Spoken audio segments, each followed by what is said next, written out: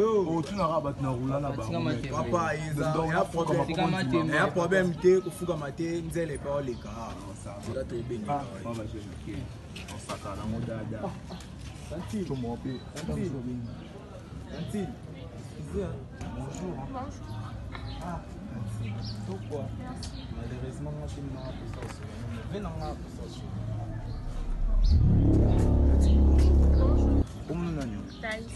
Thaïs, tu vas venir à Koto? Tu vas venir à Koto. Où tu es allé, boy? Ok, ouais, boy. Apposons à Soudo. Ça va, ça.